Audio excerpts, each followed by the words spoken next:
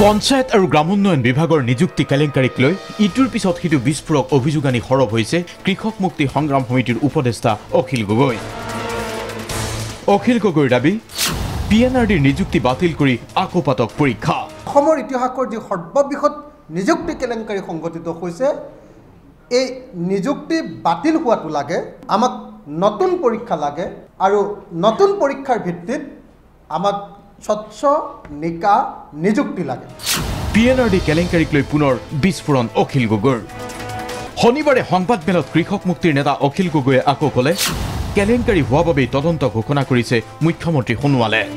তদন্ত ঘোষণাই এটা বস্তু প্ৰমাণ কৰি থৈ গ'ল যে মুখ্যমন্ত্ৰী ভাবিছে যে ডাল মে কুছ কালা হায়।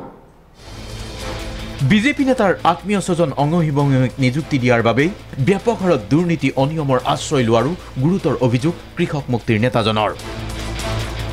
অখিল গগৈৰ স্পষ্ট অভিযোগ মন্ত্ৰী নৱদলেৰ প্ৰত্যক্ষ হস্তক্ষেপতেই এই বিয়াগম দুৰ্নীতি আৰু নিযুক্তিৰ কেলেংকাৰী সংঘটিত হৈছে সোণোৱাল চৰকাৰৰ পঞ্চায়ত আৰু গ্ৰামোন্নয়ন বিভাগত। মন্ত্ৰী নৱদলেক মন্ত্ৰীসভাৰ পৰা বৰ্খাস্তৰ দাবীটো সৰব হ'ল অখিল গগৈ। অসমবাসীৰ সন্মুখত চৰকাৰৰ ভাৱমূৰ্তি সম্পূৰ্ণ বিনষ্ট কৰাৰ অপৰাধত পঞ্চায়ত আৰু গ্ৰামোন্নয়ন মন্ত্ৰী শ্ৰীযুত নৱ কুমাৰ দলেক মন্ত্ৰীসভাৰ পৰা বৰ্খাস্ত কৰক। লক্ষণীয়ভাৱে পঞ্চায়ত আৰু গ্ৰামোন্নয়নৰ নিযুক্তিক লৈ আদালতত গোচৰ চলি থকাৰ পিছতো আদালতত মিছা তথ্য দিয়ে ফলাফল ঘোষণা কৰিছে চৰকাৰে।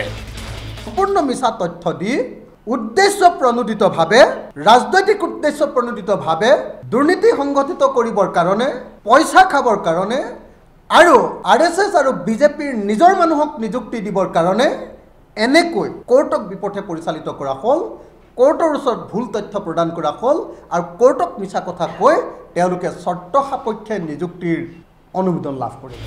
আনপিনে ৰাজ্যৰ প্ৰাক্তন মুখ্যমন্ত্ৰী প্ৰফুল্ল কুমাৰ মহন্তই পঞ্চায়ত আৰু গ্ৰামোন্নয়নৰ পৰীক্ষা কেলেংকাৰী সন্দৰ্ভত বিজেপি নেতা ৰাম মাধৱৰ বিৰুদ্ধে মন্তব্য কৰা বিষয়টোকো সমৰ্থন জনাইছে অখিল গগৈয়ে। অখিল গগৈৰ মন্তব্য ২ নম্বৰীৰ ঠিকা লৈছে বিজেপি নেতা ৰাম মাধৱে। ৰাম মাধৱৰ বিৰুদ্ধে তদন্তৰ সাহস নাই মুখ্যমন্ত্ৰী সোণোৱালৰ। প্ৰফুল্ল মহন্ত ডাঙৰীয়াক কোৱা শুনিছোঁ, আজি এজন প্ৰাক্তন মুখ্যমন্ত্ৰীয়ে যেতিয়া কৈছে সেইটো নিশ্চয় এটা দায়িত্বশীল কথাই ক'ব বুলি ভাবিছোঁ।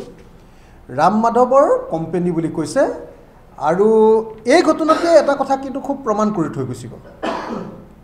এই যে বিজেপি আৰু RSS যে কৈ থাকে তেওঁলোক যে একেবাৰে মানে তপস্যা কৰি থকা মানুহ, সততাৰ গোটেই ঠিকাটো তেওঁলোকৰে।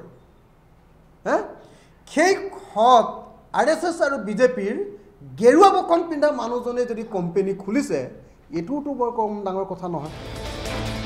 মূলতঃ এই বিসংগতিপূৰ্ণ পৰীক্ষা আৰু বিজেপি নেতাৰ অংগহীবংগীক দুৰ্নীতি অনিয়মেৰে নিযুক্তি দিয়া বিষয়টোক লৈ পৰৱৰ্তী সময়তো ধাৰাবাহিক আন্দোলনৰ কাৰ্যসূচী অব্যাহত ৰখাৰ হুংকাৰ দিছে কৃষক মুক্তিয়ে। কেমেৰা পাৰ্চন বিপুল কলিতাৰ সৈতে হিমাংশু চহৰীয়া, DY 365।